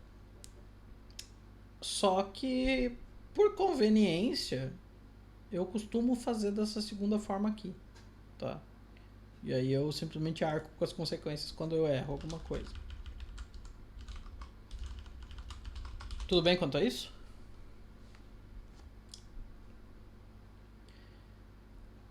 Os próximos métodos que a gente tem então são multiplicar por um escalar e somar um outro vector 2D. Então eu vou pegar a assinatura deles, vou jogar elas aqui, tá? E aqui é vector 2D, 4 pontos. E aqui também, certo? Só que eu preciso defini-los. A implementação da multiplicação por um escalar é bastante simples. Quem aí sabe me dizer como é que eu multiplico um vetor por um escalar?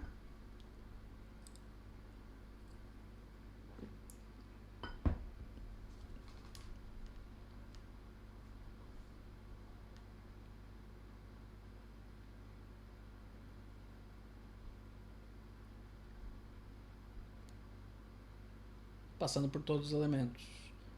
Passando o que por todos os elementos? O que eu faço com os elementos?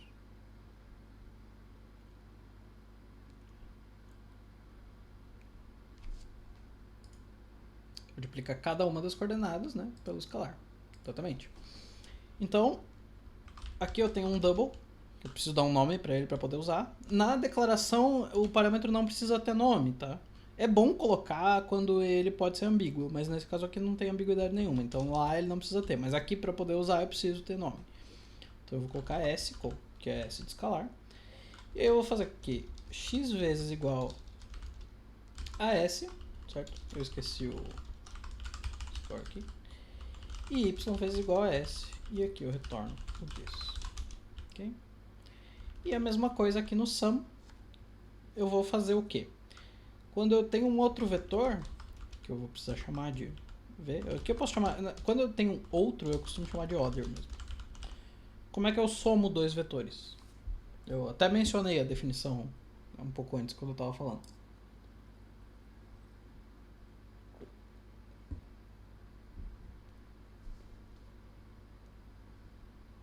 Soma x com x, y com y. Então, x mais igual order.x e y mais igual a order.y, certo? Vocês podem notar aqui que tem uma coisa que às vezes é um pouquinho esquisita. Isso. Que como eu estou no código da classe, eu consigo acessar um membro privado do outro objeto. Tá? O privado ele se refere a todas as instâncias daquela classe e não só ao this. Tá? Isso é um pouco confuso às vezes, mas eu consigo. Não tem problema aqui fazer isso aqui não. Tá? Obviamente eu não conseguiria alterar porque esse cara é const. Então, assim estão implementados todos os métodos da minha classe, invert, multiply e sum. Então, se eu quiser usar eles no meu main, opa, abriu o executável. Se eu quiser usar eles no meu main, eu posso. Então, v.invert. Então, aqui eu vou fazer um métodozinho. Só para esse nosso main aqui não ficar sem escrever absolutamente nada.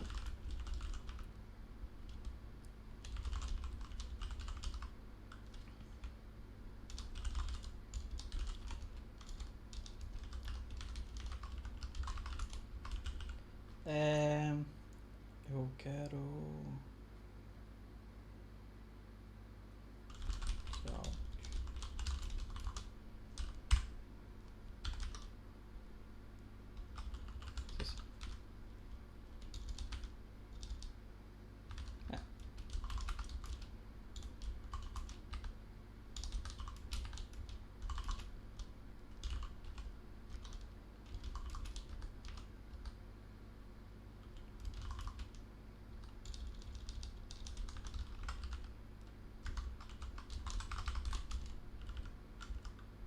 Só que aqui eu não posso fazer o acesso dessa forma. Por quê? Porque aqui eu estou fora da classe.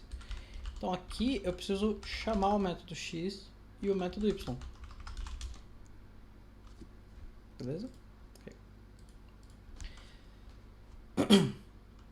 Então aqui eu posso fazer assim, print v, posso chamar o print v duas vezes, e uma vez que eu fizer isso, o que ele não gostou aqui? Ah, sim. Aí agora, quando eu estiver compilando o programa, eu não posso compilar só o main, eu preciso compilar o vector.cpp também, o vector2d.cpp também. Porque lá que estão as definições desses métodos. A partir do momento que eu consigo fazer isso, funciona. Esse erro aqui, ele está sendo gerado inclusive pelo LD, e não pelo próprio G++. O LD está sendo chamado pelo G++, mas ele é um outro programa e ele é o ligador, o linker, que a gente viu lá na primeira aula, que era aquele último processo em que os arquivos eram juntados entre si, certo? Depois da compilação. Então esse processo aqui, ele na realidade é equivalente a eu gerar um ponto .o a partir do main.cpp, um outro ponto .o a partir do vector2d, e esse processo eu posso fazer independentemente, e aí depois eu linko eles, junto eles num executável só. Então agora se eu rodar esse programa aqui, eu tenho o vetor 2, 3, e depois eu tenho o vetor -2, -3, porque eu chamei invert. Aí, como eu mencionei ali que a gente está retornando referências, eu posso fazer um encadeamento assim, ó. Eu posso fazer v.invert.multiply 5. Certo? Eu posso fazer tudo isso na mesma... Tá, eu quebrei a linha aqui só por questão de estilo, tá? Mas seria equivalente a eu fazer isso aqui.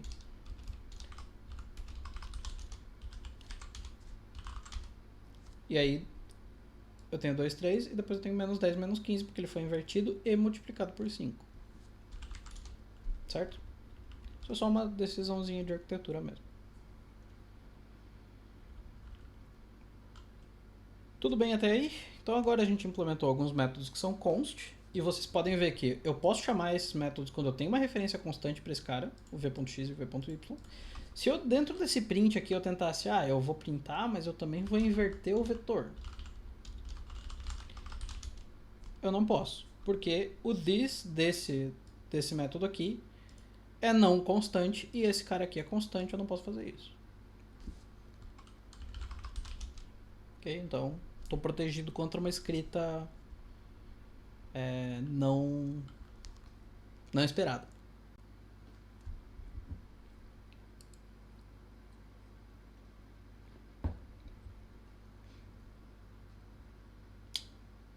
Alguma dúvida até aí?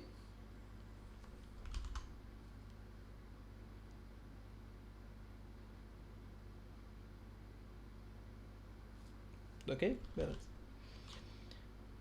Aí, eu tenho algumas funções que eu defini, que eu declarei, né, no caso, no meu HPP, que elas não fazem parte desse cara aqui. Por que elas não fazem parte? Porque elas podem ser implementadas a partir de um a partir de um vector 2D externo, certo? Como? E agora vocês vão ver que tem algumas jogadinhas que são interessantes. Eu vou pegar a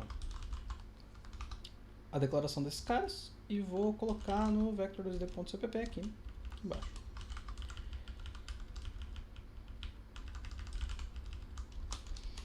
A primeira, inverted, né? Fiz uma diferenciação ali no nome só pra gente saber que a gente tá falando uma coisa um pouco diferente. Ela toma um vector 2D por valor e ela retorna um vector 2D por valor. Por que eu recebi esse cara aqui por valor? Porque eu não quero alterar o meu membro... Desculpa, membro não, o meu parâmetro. Porém, eu quero aproveitar esse valor que já vai ser construído aqui no começo e simplesmente fazer o seguinte: v.invert return v. Certo? Então esse cara aqui ele é recebido por valor.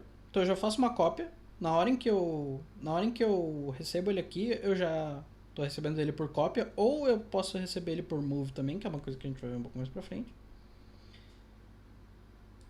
Aí eu inverto a cópia que eu fiz e retorno já a cópia, certo? Então eu não preciso copiar ele aqui dentro. Fazer isso aqui, const ref v, e aí fazer autoResult igual a v, só para depois inverter o resultado aqui, é desnecessário. Eu posso deixar isso, eu posso delegar isso para a forma como eu vou receber o parâmetro, certo? E eu ainda posso invocar esse cara em cima de um cara const, sem problema nenhum.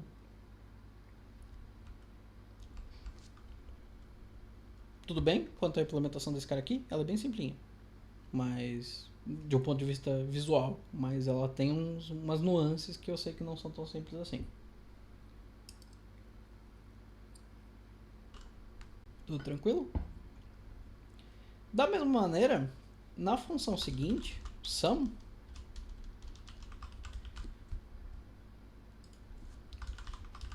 eu estou recebendo o primeiro parâmetro, que eu vou chamar de v, eu vou chamar o segundo de u. Eu estou recebendo o primeiro parâmetro por valor, mas o segundo eu estou recebendo por referência constante. Por quê? Porque eu vou aproveitar esse cara aqui para retornar, mas esse cara aqui, se eu copiar ele, eu estou simplesmente perdendo tempo.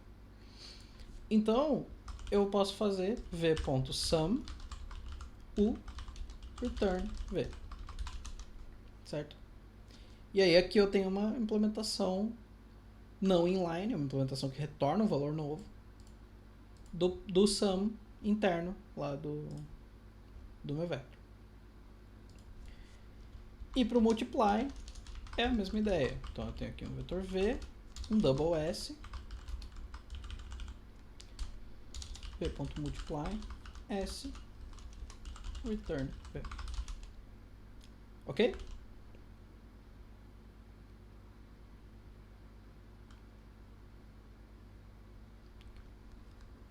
Como sobrou agora uns 10 minutinhos, eu ainda tenho que dar uma passada pelos exercícios, mas eu vou mostrar para vocês uma questão chamada overload de operadores, certo? Porque esse cara aqui, ele é uma entidade matemática, e a gente está falando de operações que são matemáticas em cima dele. Então a gente quer saber como inverter ele, a gente quer somar ele com alguma coisa, a gente quer multiplicar ele com alguma coisa. E a gente consegue, em C++, expressar isso em cima de operadores matemáticos, da mesma forma que a gente tem para operar com int, com double, né, com os valores numéricos. Para isso, a gente precisa escrever eles de uma forma um pouquinho diferente. Como? Da seguinte forma, a gente vem aqui no vector2d.kpp, a gente vai mudar algumas dessas variáveis aqui. Variáveis não, algumas dessas funções aqui. Invert, ao invés de chamar de invert, eu vou chamar de operator menos. Certo? Multiply, eu vou chamar de... não, desculpa. Operator menos desse jeito aqui não existe. O invert eu vou manter como invert. Multiply, eu vou chamar de operator vezes igual. Certo? Porque esse cara aqui, ele está multiplicando ao mesmo tempo que ele altera o valor interno. Então esse cara aqui, ele não é a multiplicação normal, ele é a multiplicação com atribuição. Certo? Mesma coisa esse cara aqui, o sum. Ele é o operator mais igual. Certo?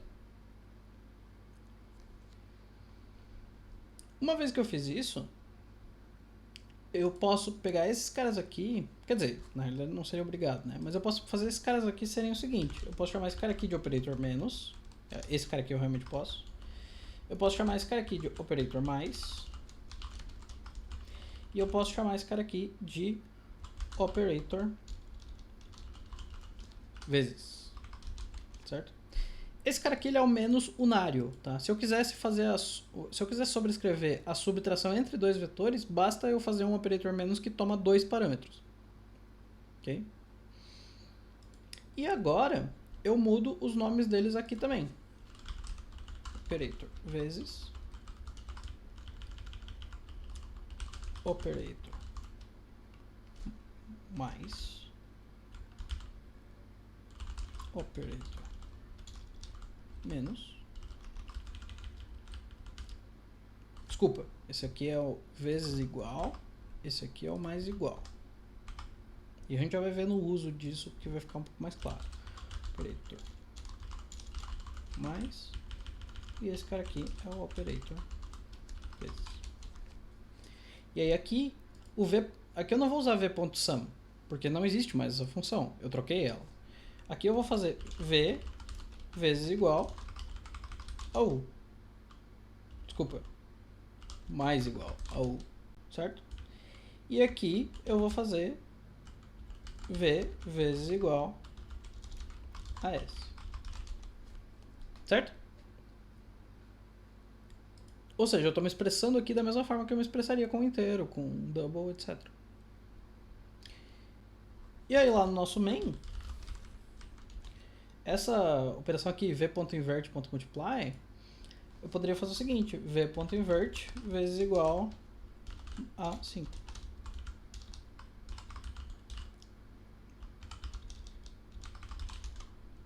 Tá?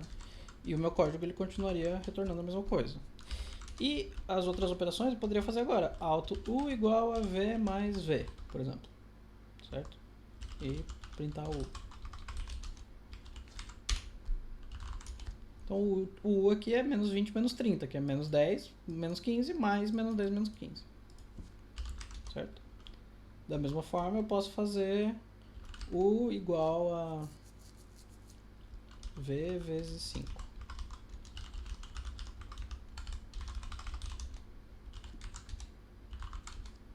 Então aqui eu tenho o meu V, que é menos 10 menos 15, vezes 5, menos 50 menos 75. Certo? Então agora eu consigo usar os operadores, que na realidade eu simplesmente estava implementando eles, mas dando nomes em texto. Agora eu posso usar os operadores por ter usado esse mecanismo operator alguma coisa, certo? Então, quando eu tenho um método chamado operator seguido de um operador, ele está fazendo o que a gente chama de overload de operador. Ele está definindo operadores que já existem para tipos primitivos para um tipo mais complexo, que é um tipo não primitivo. Alguma dúvida quanto a essa última parte que a gente viu? Ou qualquer coisa que tenha ficado durante a aula?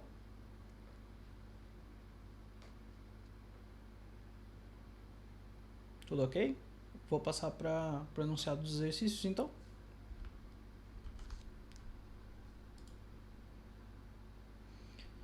Na realidade, essa aula aqui vai ser um exercício só, tá? Ele é um exercício um pouco mais longo.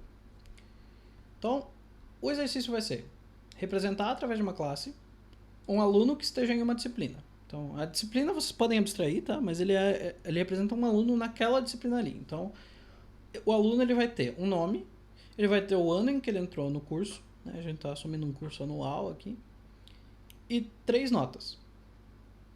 Ok? Então, as 3 notas vocês vão representar como vocês acharem melhor aí, fazer um conjunto com 3 valores. As notas vocês podem assumir que ela é double, tá? O objeto que representa o aluno ele precisa ser capaz de reportar 2 coisas: há quantos anos ele está no curso e a média dele na disciplina. Certo? Ou seja, essas são operações que estão diretamente ligadas a esse objeto. Eu quero que vocês pensem se vocês vão ter um construtor padrão nessa classe ou não. Lembrando que não existe obrigação nenhuma de eu ter um construtor padrão numa classe. Vocês devem pensar, existe uma forma de eu inicializar esse cara de maneira padrão ou não? Se vocês considerarem que existe, vocês fazem isso. Se vocês considerarem que não existe, vocês não fazem. E aí vocês podem justificar num comentáriozinho, quem quiser me mandar para eu avaliar, vocês podem botar a justificativa no comentário por que você resolveu colocar um construtor padrão ou não. Okay? Aí na sequência eu quero que vocês façam 2 funções que não fazem parte da classe, que recebam vetores de alunos, ou seja, né, vários alunos. E a primeira função tem que retornar quais alunos passaram na disciplina. Tá? A média a gente considera 6. E uma que diga quais alunos já jubilaram. Ou seja, todos os alunos entram no primeiro semestre aqui, tá? A gente está considerando um curso anual.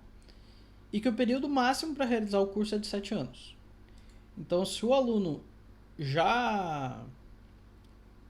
se já faz 7 anos, o aluno já está jubilado. Ele, na realidade, ele nem deveria estar matriculado na disciplina. Ok? Eu quero que vocês me entreguem isso como um pacote. Então, eu quero que vocês zipem isso com 5 arquivos dentro. Tá? Então, eu tenho um header para o student, um CPP para o student, um header para as funções separadas que vocês vão fazer, um CPP para as funções separadas que vocês vão fazer e o main. Tá? O main ele está aqui, vocês não precisam alterar ele. Tá? A única coisa que vocês precisam fazer é inicializar um vetor. Vocês podem usar essa linha aqui para compilar esse arquivo, tá? Faltou o traço O aqui, mas vocês sabem que tem que colocar. Vocês precisam compilar então os arquivos .cpp, os headers precisam existir para que os arquivos consigam saber que as outras coisas existem. E aí nesse main aqui vocês podem ver como é que vai ser a assinatura das funções de vocês. Então, por exemplo, o dismissed by time, que é a função que verifica se os alunos já foram jubilados, ela recebe aqui o ano, tá? Vocês não precisam checar que ano é hoje pelo arquivo, pelo código, não precisam procurar isso. Vocês podem passar como parâmetro, tá? Não tem problema. A gente simplesmente fixa ele aqui. E no mais é isso. Ficou alguma dúvida sobre o exercício aqui? Vocês podem me perguntar depois também, não tem problema, mas se ficou alguma coisa aqui já.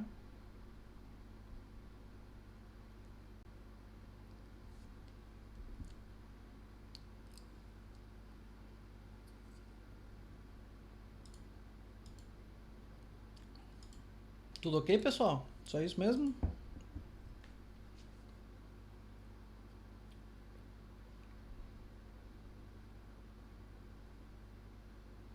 Bom, lembrando então que quem fez os exercícios da aula passada ou da retrasada pode me mandar, não tem tempo limite, vocês podem fazer como quando vocês quiserem me enviar, se vocês quiserem um feedback. Quem quiser tirar dúvida ali, a gente pode perguntar no grupo, pode perguntar diretamente pra mim, tá? Se for o caso, se é uma dúvida muito interessante, assim, que eu queira repassar pro pessoal e vocês não quiserem que eu jogue ali no grupo, eu posso dizer que alguém teve a dúvida e anonimizo, não tem problema. Mas eu gostaria de ver mais gente mandando os exercícios resolvidos pra mim, porque eu acho que esse feedback, assim, esse diálogo entre maneiras diferentes de programar e tal é muito importante para vocês fixarem bem o que a gente tá vendo, tá? Então, se vocês puderem enviar, eu acho que vai fazer muito bem, assim, pro aprendizado de vocês, especialmente conforme as coisas forem ficando um pouco mais complexas. Beleza, pessoal? Por hoje é isso. Agradeço a presença de todos. Agradeço a disponibilidade de todo mundo. Agradeço quem assistiu a aula depois também. E fechou.